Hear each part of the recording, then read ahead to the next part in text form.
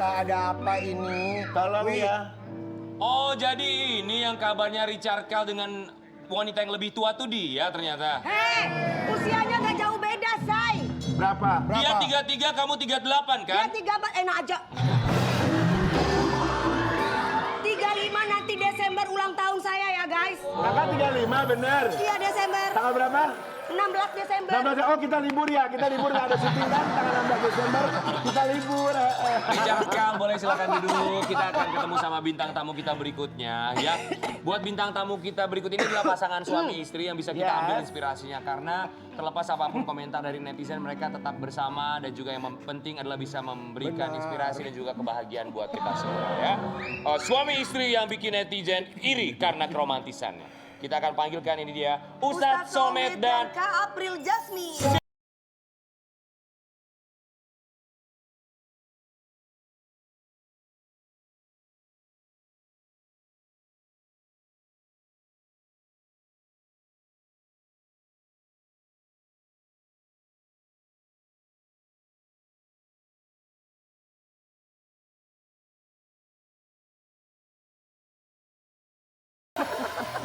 Selamat pagi. Selamat pagi Pak Ustadz dan Pagi. Mbak April. Ya Allah, schedule-nya tuh susah sekali loh beliau. Iya loh, kita undang dari tanggal berapa kemarin kalau nggak salah? Tahun Eki? 59. Belum lahir. Sayang, kamu jangan ngelamun, sayang. Tunggu bentar ya, sayang. Mau panggil semua lu panggil saya ya. Apa kabar, Ustadz Dea? Sommed dan juga April Jasmine, kami semua di sini mau mengucapkan Terima kasih Pak Ustadz. Pak Ustadz, terima kasih banyak Pak Makasih Ustadz ya Pak Ustadz tuh baik banget ya Pak Ustadz. Pak Ustadz ini Pak Ustadz. Kita ikut senang karena kemarin katanya baru saja merayakan hari jadi ya, pernikahan, ulang tahun pernikahan ya. Yang keberapa? 10. Yang ke-10. Kita mau kasih lihat dulu kebahagiaan dari Ustadz Sommed dan juga Kak April Jasmine. Ini dia.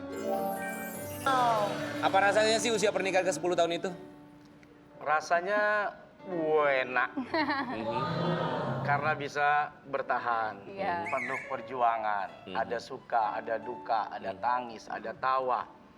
Saat itu kita diajak banyak belajar. 10 tahun bukan waktu yang cepat untuk selesai. Sampai mati. Kita mudah-mudahan masih bisa terus belajar. Amin. Tapi ini sebelum ngomongin soal ulang tahun pernikahan yang ke-10, kita mau ngomongin soal perjuangan dari Ustadz Sommed untuk mendapatkan Kak April Jasmine. Kenalnya tuh lewat mana pendekatannya, PDKT-nya? Ya, waktu itu kan ada sinetron ya. Sinetron yang saya bintangi berdua. Tapi saat di lokasi syuting tuh, satu-satunya perempuan yang menurut saya agak somse cuman dia. Semuanya tuh baik. Mau pemain laki, pemain perempuan tuh baik. Kita suka kumpul. Tapi April tuh saya perhatikan rada sombong. Bukan sombong, cuek orangnya. Cuek. Banget. Tapi buat saya jadi tertantang. Oh, sejauh mana cuek lu sama gue? Iya. Jadi malah kayak, oh. Iya, kayak Dewi Budi, Persik dulu juga kan sama suaminya satu sinetron barengan, satu judul sinetron. Dia suaminya ngelihat Dewi Persik, ini kok kayaknya galak banget, aku tertantang deh untuk menaklukkan. Tapi bener sampai hari ini AA-nya tuh sabar banget loh ngadepin Kak Dewi tuh. Sabar banget. Sabarlah, punya istri cantik, pintar punya duit banyak. Tapi Sabar. ulama-ulama dulu itu Iya. paling seneng kalau nyari istri yang cerewet, istri yang galak, istri yang bawel. Kenapa? Karena saat itu ketika ditanya kenapa pilih yang seperti itu, supaya latihan sabar. Sebab sabar itu yang paling cepat nyampenya ke Allah. Oh gitu. Derajatnya lebih cepat nyampe mulia ke itu. Allah, nanti mah. Pantesan aja, pantesan yang sebelum-sebelumnya 2 kali nggak bisa bertahan, orang nggak sanggup gitu. Enggak bentar deh. Kan tadi kata Pak Ustadz cepat nyampe ke Allah semua kalau kita sabar. Kata si Kak Dewi gini, enak tuh cepet nyampe ke Allah. Jahat banget. Lu jahat banget sih, Wih. Lu maksud lu apa suami lu di depan? Aduh. Maksudnya bukan nyampe ajalnya, tapi nyampe kemuliaannya. Kemuliaan. Bukan umurnya berarti. Ustadz Sommed, tapi ketika sama Kak April Jasmine tuh ada pacaran atau ta'aruf sih? Ya lebih ke ta'aruf ya, perkenalan keluarga, perkenalan sosok, kemudian kakak-kakak April juga. Jadi saya berpikir kan pernikahan itu tidak hanya menyatukan dua insan, tapi dua keluarga. Betul. Yang saat ini mungkin belum kenal, tapi gimana caranya nanti bisa lebih kenal, lebih baik. Dan kita tuh tidak hanya di dunia, tapi semoga sampai ke surga. Amin. Nah, jadi benar-benar mesti dijaga dan harus tahu karakter ini calon mertua kayak apa nih. Ini karakter kakak-kakaknya dan abangnya April itu seperti apa. Jadi kita nggak kaget lagi. Kalau nggak siap lebih baik mundur dari awal. Ya, Tapi kalau betul. udah ngerasa siap lihat karakter, ya maju terus, kenapa tidak? Gitu. Jadi dari proses taruh sampai akhirnya menikah itu prosesnya berapa lama? Kurang lebih dari hampir 2 bulan. 2-3 bulan lah. Oh cepet juga ya, 2 sampai 3 bulan. Tapi yang kita dengar katanya Kak April Jasmine sempat menolak Ustadz Somad. Ustadz, iya. Ada Bener ketakutan nggak sih, apa Kak? sempat menolak? Katanya takut dipoligami ya kak. Iya, jadi kan waktu dulu itu persepsinya kalau denger ustadz itu biasa istrinya banyak Iya, gitu. iya. Jadi Enggak semua tapi ya. ya Nggak nggak semua biasanya. Jadi pas ustadz ngedeketin gitu, waduh gitu kan. Terus tahu ustadz duda, terus aku langsung frontal banget ya. Ustadz mohon maaf ya, saya mau lihat surat cerainya dulu gitu. Jadi aku langsung minta. Saking takutnya. Saking takut. Tapi ternyata Tapi cerainya memang kan Pak udah Ustadz kan 6 ganteng tahun lalu. Iya. Jadi kalau sampai sekarang masih ada perasaan takut untuk dipoligami atau nggak apa-apa untuk poligami? Enggak. Enggak apa. Maksudnya? Maksudnya? Mau poligami, emang masih kurang mas? Nah, itu dia pertanyaannya. Sebentar, maksudnya nggak takut apa? Enggak takut. Nggak takut apa nggak boleh? Nggak boleh kayaknya. Enggak takut tapi nggak boleh. Karena gini ya, karena menurut aku hati itu nggak bisa dibagi. Cinta tidak, ini kalau aku selera orang masing-masing ya. Betul-betul. Kalau aku cinta nggak bisa dibagi, Iya. hati nggak bisa dibagi. Betul. Insya Allah. Kalau berbagi menurut aku itu kan ini ya kita kan selera atau dan prinsip mungkin ya. Kalau berbagi menurut aku gini, walaupun katanya kaya, adil nih misalkan kita bagi nih adil, semua punya apa sih ini punya ini, sini punya ini sama. Iya. Tapi bukan masalah itunya, hatinya. Kebayang nggak hari ini lagi ke situ? Iya. Terus si ini tuh perasaannya gimana gitu? Ih, Masya Allah, mantep Kalau banget. misalkan istrinya mengiyakan, ya udah nggak apa-apa. Berarti itu istrinya udah apa ya Fisik udah dibagi-bagi, hati tidak bisa dibagi nggak gitu bisa ya. kalau menurut aku Sabar ya. nggak bisa.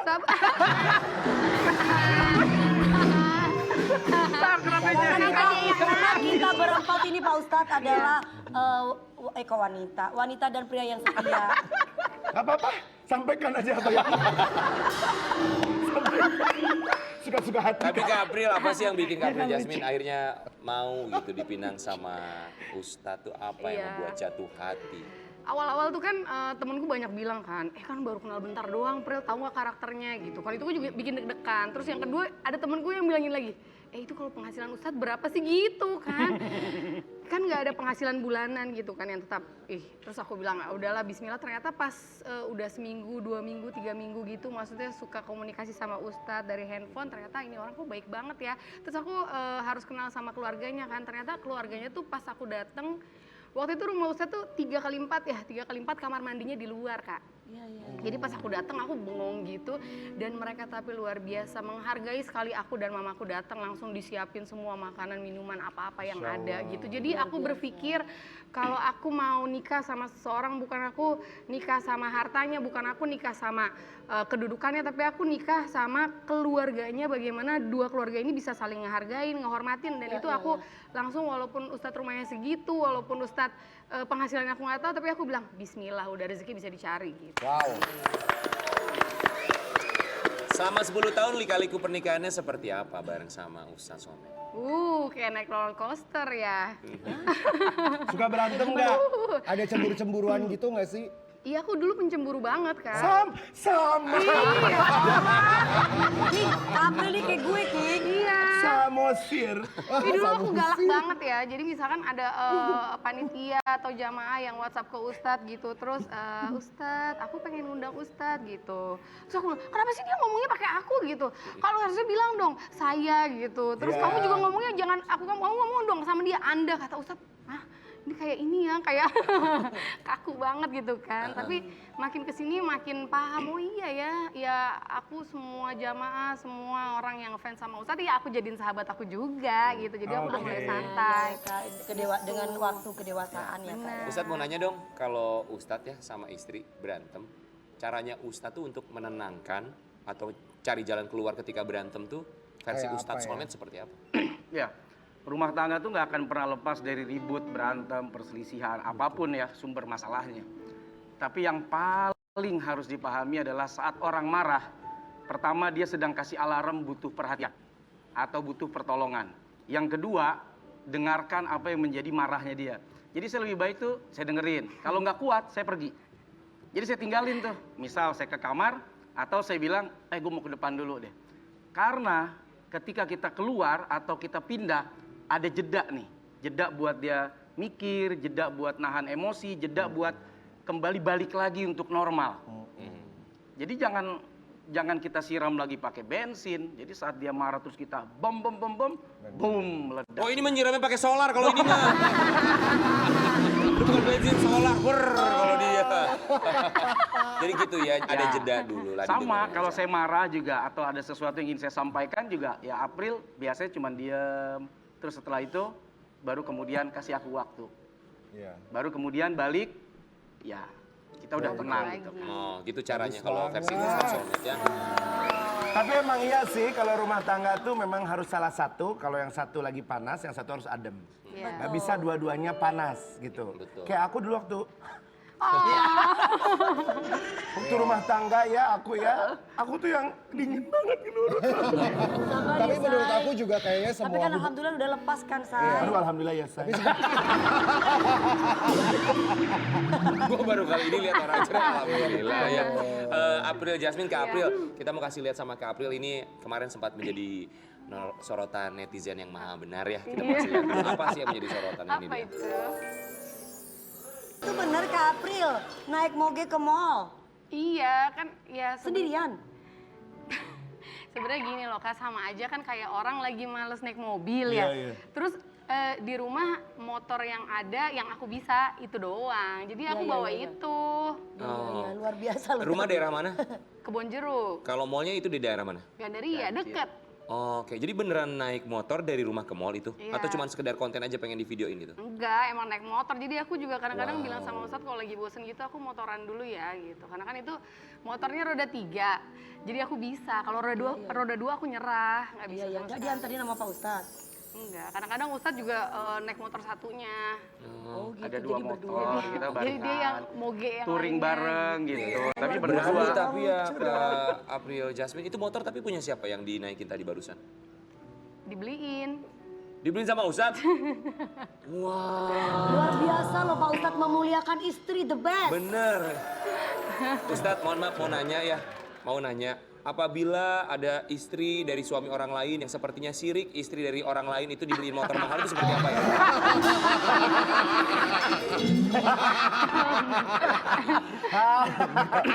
Buat apa Gini ya. ini? Kalau saya pribadi itu kita kan harus banyak baca sejarah. Ternyata banyak ulama-ulama dulu, bahkan sahabat-sahabat Nabi juga kaya raya loh. Bahkan ada Nabi yang super kaya, Nabi Sulaiman kaya banget. Iya. Ada Abdurrahman ibn Auf, itu hartanya 6,4 triliun. Masya Allah.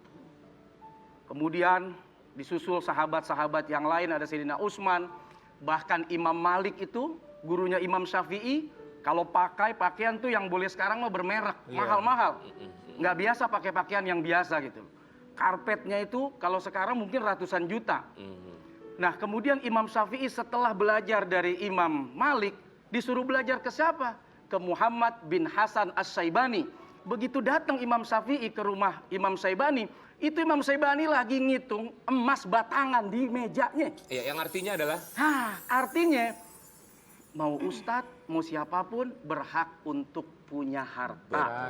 Iya. Dan harta itu milik banyak orang. Dengan harta bisa sedekah, Iya. bayar zakat, benar. bantu masjid, rumah ibadah, anak yatim, fakir miskin, orang yang butuh pertolongan, bisa buka tempat usaha, orang kerja. Apa nggak jadi pahala bertambah? Betul. Terus kemudian beli motor, itu mah hiburan doang, besok juga bisa dijual. Dijual beli lagi yang lain maksudnya. Ada sahabat saya juga, sahabat, bukan sahabat, adik saya sih ya, itu juga kaya raya juga. Dia namanya tadi Muhammad bin apa? Hasan As-Syaibani. Kalau aku Muhammad bin Hasan bin Sungkar. Beneran adiknya. Tapi kalau dari sana ya, kalau dari saya aku selalu belajar melihat melihat pimpinan agama ataupun pembimbing agama kalau mereka tuh wealthy dan juga hidupnya makmur, itu benar-benar memberikan motivasi Betul. sebenarnya. Iya, sekalian juga memberikan sinyal Memberikan kalau butuh sinyal, apa-apa betul. bisa ke kita Iya, gitu kan ya. betul. Itu sedekahnya ya. Betul, Tapi mohon maaf betul. Ustadz mau nanya, itu motor seharga apa ya kira-kira kalau boleh? Kasih tahu sama kita.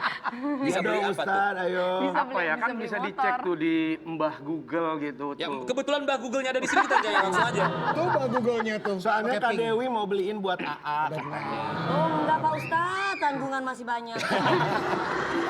Seharga apa itu kira-kira Pak Ustadz? Mobil, 2 atau apa? Tergantung kan mobil juga banyak. Oke, Model. seharga sapi limosin? Tapi limosin tuh, Sapi yang besar sekali wah, itu? lebih dong. Oh lebih, wah. Seharga mobil Alphard bukan? Bisa. Oh dibanderol 700 jutaan.